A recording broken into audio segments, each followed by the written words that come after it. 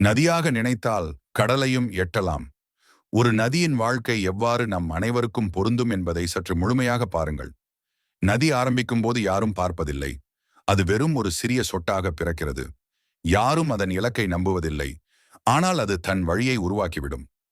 நதி என்பது ஒரு அற்புதமான உவமை. வாழ்க்கையின் பயணத்திற்கும் நதியின் ஓட்டத்திற்கும் ஒரு பெரும் ஒற்றுமை உண்டு.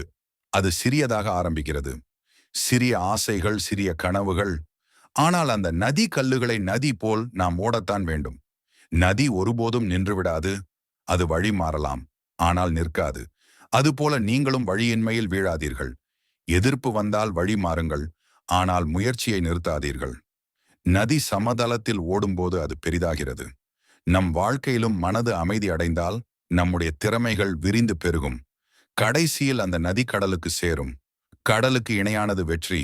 நதி போலவே நாம் கடந்து செல்ல வேண்டியது. கற்கள், தடைகள் பின்னடைவை. ஆனால் நினைவில் வைங்க, தடை என்பது நிறைவு இல்லை. அது ஒரு சிறிய மெதுவான மரபுத்தோடு கடந்துவிட வேண்டிய ஒரு கட்டம். நதி ஒருபோதும் மற்றவர்களிடம் அனுமதி கேட்காது. அது வலிமையாக ஒளி இல்லாத காட்டிலும் செல்லும்.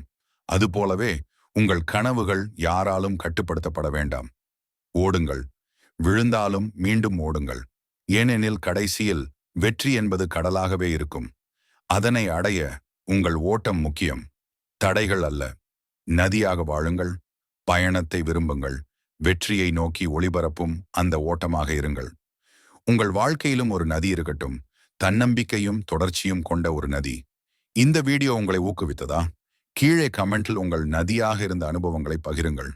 பிடித்திருந்தால் லைக், ஷேர் அண்ட் சப்ஸ்கிரைப் செய்ய மறக்காதீர்கள்.